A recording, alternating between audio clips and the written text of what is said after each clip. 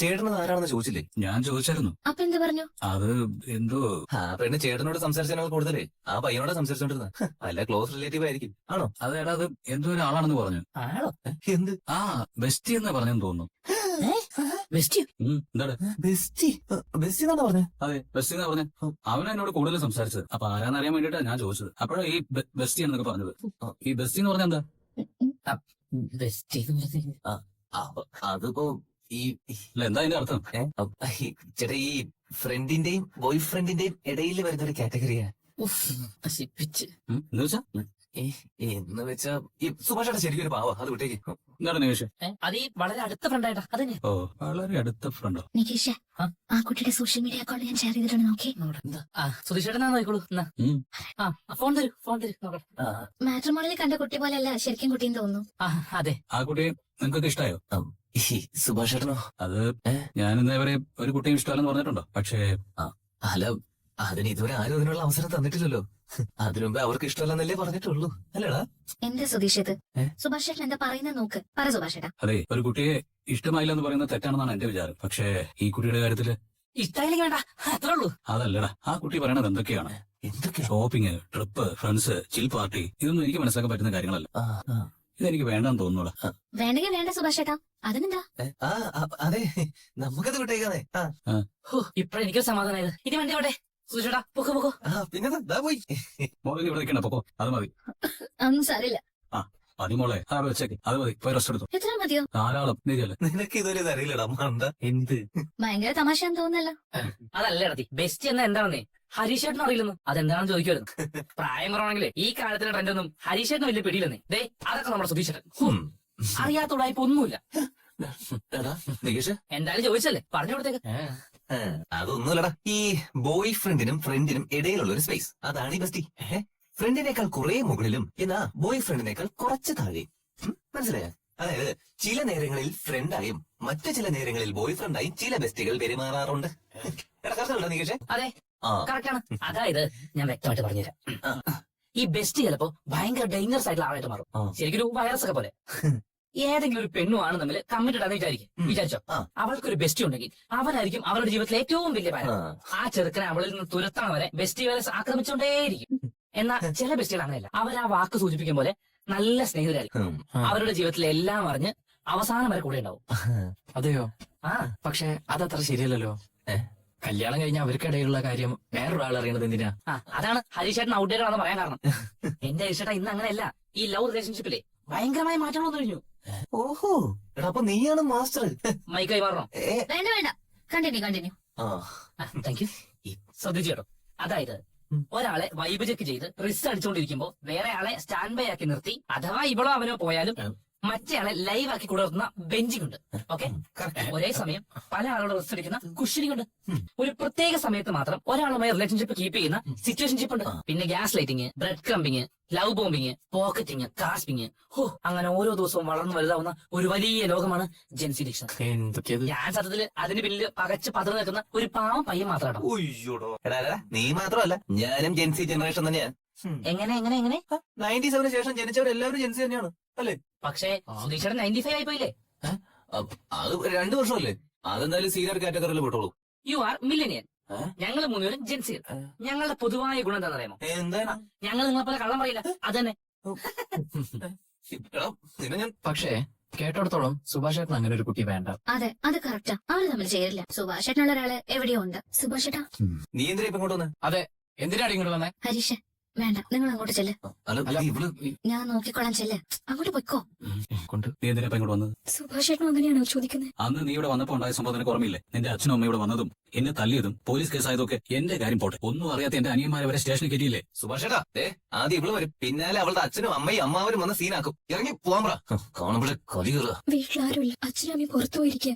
അച്ഛമ്മ മാത്രമേ ഉള്ളൂ. ആരും ഇല്ലാത്തതുകൊണ്ടാണ് ഞാൻ ഇങ്ങോട്ട് വന്നത്. എന്താണെന്ന് അറിയില്ല. എനിക്ക് സുഭാഷിനെ കാണണമെന്ന് തോന്നി, മിണ്ടണമെന്ന് തോന്നി. അതാ ഞാൻ ഇവിടേക്ക് വന്നത്. നീ വന്നത് നിന്റെ വീട്ടുകാരറിഞ്ഞാൽ അത് വലിയ പ്രശ്നമാവും. അതെല്ലാവർക്കും ബുദ്ധിമുട്ടാ. കേട്ട് കരുതേ. എന്നാടി നിന്റെ തള്ള പോകാൻ പറഞ്ഞിട്ടാണോ നീ മുമ്പേ ചെല്ല്, പിന്നാലെ വന്ന് ഞങ്ങളെ നൈസായിട്ട് പോലീസ് സ്റ്റേഷനിൽ കയറ്റിക്കോളാം. അച്ഛാ നീ മിണ്ടായിരിക്കോളാം, നിനക്കൊന്നും അറിയില്ല. നല്ല തല്ലി കിട്ടിയാലേ പഠിക്കൂ.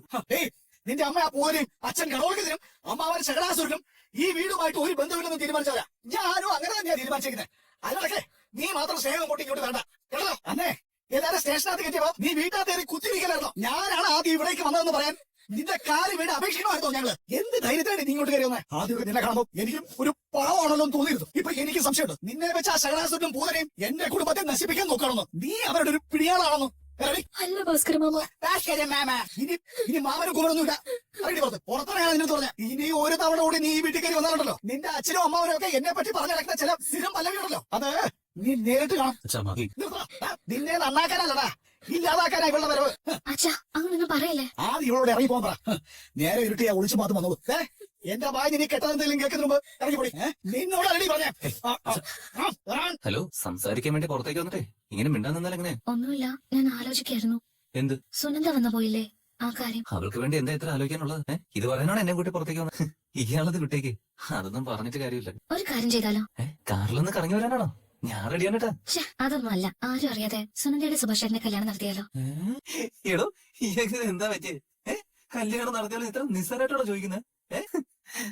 അതൊക്കെ വല്ല ചെറിയ കാര്യമായിട്ടാണോ വിചാരിച്ചിരിക്കുന്നത്? അങ്ങനെയല്ലേ, കല്യാണം കഴിക്കാൻ പോകുന്നവർക്ക് പരസ്പരം ഇഷ്ടമാണെങ്കിൽ അതുപോലെ. ഞാൻ സീരിയസ് ആയിട്ടാ പറയുന്നത്. ഞാൻ സുനന്ദ എങ്ങനെയെങ്കിലും അമ്പലത്തിൽ എത്തിച്ചോളാം. അവിടെ വെച്ച് നമുക്ക് കല്യാണം നടത്താം. എന്ത് പറയുന്നു? നിധി, ഈ നടക്കാത്ത കാര്യത്തിന് വേണ്ടി ഇയാൾ എന്തിനാ വെറുതെ കഷ്ടപ്പെടുന്നത്? സുനന്ദ അതിന് തയ്യാറാവില്ലെന്ന് അറിഞ്ഞൂടെ? പിന്നെ എന്തിനാ വെറുതെ? അങ്ങനെയല്ല സുധീഷ്, എന്ത് പ്രശ്നം ഉണ്ടായാലും സുനന്ദ വീണ്ടും വീണ്ടും സുഭാഷേട്ടനെ തേടി വരുന്ന കണ്ടില്ലേ? എനിക്ക് അവളെ കാണുമ്പോഴേ സങ്കടം തോന്നുക. ഞാനും അങ്ങനെയായിരുന്നു. കല്യാണം വേണ്ടെന്ന് എത്ര തവണയാ വീട്ടിൽ പറഞ്ഞത്? അന്ന് ആരും അത് കേട്ടില്ല. ഞങ്ങൾക്ക് എല്ലാവർക്കും ഇഷ്ടമായി. പിന്നെന്താ പ്രശ്നം എന്നായിരുന്നു ചോദ്യം. ആ അവസ്ഥയെ മറികടക്കാൻ ഞാൻ പെട്ടപാട് എനിക്കറിയാം. നിധി, ഞാൻ വീണ്ടും പറയാം, ആ കല്യാണം വേണ്ടാന്ന് ഉറപ്പിക്കാനുള്ള ധൈര്യം നിധിക്കുണ്ടായിരുന്നോ? അതുകൊണ്ട് മാത്രം പുറത്തേക്ക് ഇറങ്ങി പോലുള്ള തീരുമാനം എടുക്കാൻ കഴിഞ്ഞ്. പക്ഷെ സുനന്ദയ്ക്ക് അതില്ല, അവർക്ക് കഴിയില്ല. അന്ന് ഞാനും അങ്ങനെ ഒരു തീരുമാനം എടുക്കാൻ കഴിയാത്ത അവസ്ഥയിലായിരുന്നു. ഇയാള് ധൈര്യം തന്നോണ്ടല്ലേ അത് സാധിച്ചത്. അത് കറക്റ്റാ. തിരുവനന്തപുരത്തേക്ക് പോവാം, അവിടെ ചെന്ന് ജോലി നോക്കാം എന്നൊക്കെ ഒരു പ്രതീക്ഷ എനിക്ക് നിങ്ങൾ തന്നിരുന്നു. പക്ഷെ അങ്ങനെ ഒരു ഹോപ്പ് കൊടുക്കാൻ സുനന്ദയ്ക്ക് ആരുമില്ല. ഇഷ്ടപ്പെടാതെ കല്യാണം കഴിക്കേണ്ടി വന്ന അവളുടെ ജീവിതം കൂടി കഷ്ടത്തിലാവും. എന്റെ ഒരു കൂട്ടുകാരെ വീട്ടുകാരങ്ങനെ കല്യാണം കഴിപ്പിച്ചിട്ട് 2 മാസം അവള് തികച്ച ആളുടെ കൂടെ ജീവിച്ചില്ല. ഇൻ കേസ് സുനന്ദയുടെ ജീവിതം അങ്ങനെ ആയാൽ? നിധി, അത് അവരുടെ മാത്രം പ്രശ്നമല്ലേ? അതിലിപ്പോ നമുക്ക് എന്ത് ചെയ്യാൻ പറ്റും? സുനന്ദ ഇന്ന് വന്നതോർത്തിട്ടാണ് ഇയാൾ ഇങ്ങനെയൊക്കെ സംസാരിക്കുന്നെങ്കിൽ അതങ്ങ് വിട്ടേക്ക്. അവളിത് കാലങ്ങളായിട്ട് ചെയ്യുന്നതാ. കല്യാണം കഴിഞ്ഞു പോയി കഴിഞ്ഞാ അവള് പിന്നെ ഈ ഭാഗത്തേക്ക് വരാൻ പോകുന്നില്ല. വെറുതെ ഇയാളൊന്നും ആലോചിച്ച് മനസ്സ് വിഷമിപ്പിക്കണ്ട. അത് വിട്ടേക്ക്. ഒരിക്കലും എനിക്ക് വേണ്ടി ഹെൽപ്പ് ചെയ്ത സുധീഷ് അങ്ങനെ പറയരുത്. നിധി, അങ്ങനെ ഒരു സഹായം താൻ വന്ന് എന്റെ അടുത്ത് ചോദിച്ചതാ. പക്ഷേ സുനന്ദയ്ക്ക് അത് ചോദിക്കാനുള്ള ധൈര്യം ഇല്ലാത്തോണ്ടാ. സത്യത്തിൽ നമ്മൾ ആരെങ്കിലും സഹായിക്കണം നമ്മൾ ആഗ്രഹിക്കുന്നുണ്ട്. അതുകൊണ്ടാ എന്താ വേണ്ടെന്നറിയാതെ അവളുടെ ജീവിതം ഇവിടെ വന്ന് നിൽക്കുന്നത്. നിധി, അറിയാലോ, ഞാൻ പ്രേമത്തിനെതിരൊന്നുമല്ല. പക്ഷേ റിസ്ക് എടുക്കാൻ പെൺകുട്ടി തയ്യാറാവുന്നില്ലെങ്കിൽ അവള് തൂക്കിയെടുത്തോണ്ടൊന്നും കല്യാണം നടത്താൻ പറ്റുമൊന്നുമില്ല. അത് വിട്. ഇനിയിപ്പോ അഥവാ അങ്ങനെ ചെയ്താൽ തന്നെ അമ്മാതിരി സാഹസത്തിനൊന്നും സുഭാഷ് ഏട്ടൻ തയ്യാറാവില്ല. അങ്ങനെയല്ല, നമ്മളായിട്ട് തന്നെ എന്തെങ്കിലും ചെയ്യണം. ഇയാളങ്ങനെ ആലോചിച്ചതിൽ തെറ്റൊന്നുമില്ല. പക്ഷേ സഹായം ചെയ്യാൻ വേണ്ടി ഇയാൾ തെരഞ്ഞെടുത്തിരിക്കുന്നേ അത് തെറ്റായ ആളുകളെ. 2 പേർക്കും അതിനുള്ള ധൈര്യമേ ഇല്ല. പരസ്പരം ഇഷ്ടമാണെന്ന് തുറന്നു പറയാൻ പോലും മടിച്ചു നിൽക്കുന്ന 2 പേരെ വെച്ച് നമ്മൾ എന്ത് ചെയ്യാനാ? എനിക്ക് മനസ്സിലായി, പക്ഷെ ഇയാള് മനസ്സിലാക്കിയതിലൊരു പക്ഷയുണ്ട്. അതെന്താണെന്ന് കൂടി പറ, ഞാൻ ക്ലിയർ ആക്കി തരാം. പറ. മനസ്സിനൊരു വിഷമം പോലെ. നിധി, ഈ വിഷമത്തോടെ വീട്ടിൽ പോയി കിടന്ന് ഉറങ്ങാൻ നിൽക്കല്ലേ, ഉറക്കം വരില്ല. അതിനുള്ള സൊല്യൂഷൻ നിങ്ങളുടെ കയ്യിലില്ലല്ലോ. ഇല്ലടോ. ഓക്കെ, അമ്മ വന്നല്ലേ? ഇല്ല, വന്നില്ല. ശരി, പോയി തൊഴുതിട്ട് വാ. ഞാൻ ഇന്നലെ വീട്ടിലേക്ക് വരരുതായിരുന്നല്ലേ? നീ എപ്പോഴും പറയുന്നില്ലേ ഇത്? വരരുതായിരുന്നു, മിണ്ടരുതായിരുന്നു. നിന്നെ കൊണ്ട് വരാതിരിക്കാൻ പറ്റും തോന്നുന്നുണ്ട് സുനന്ദ. സുഭാഷേട്ടൻ എന്നോട് ഇറങ്ങി പോകാൻ പറഞ്ഞപ്പോ ഞാൻ ആകെ തകർന്നു പോയി നിധി. ഇതുവരെ സുഭാഷേട്ടൻ എന്നോട് അങ്ങനെ പറഞ്ഞിട്ടില്ല. എല്ലാം ഇട്ടെറിഞ്ഞ് സുഭാഷേട്ടനെ പോയി ജീവിച്ചാലെന്ന് ചിലപ്പോ തോന്നും. പക്ഷെ അതിനുള്ള ധൈര്യം വരുന്നില്ല. ഈ കല്യാണം എടുക്കുന്നവർ ഉള്ളിൽ പേടി കൂടി കൂടി വരിക. ആ ചിറക്കിനെ ഇടയ്ക്കിടയ്ക്ക് വിളിക്കാറൊക്കെ ഉണ്ട്. എന്ത് പറയണമെന്നോ സംസാരിക്കണമെന്ന് എനിക്കറിയില്ല.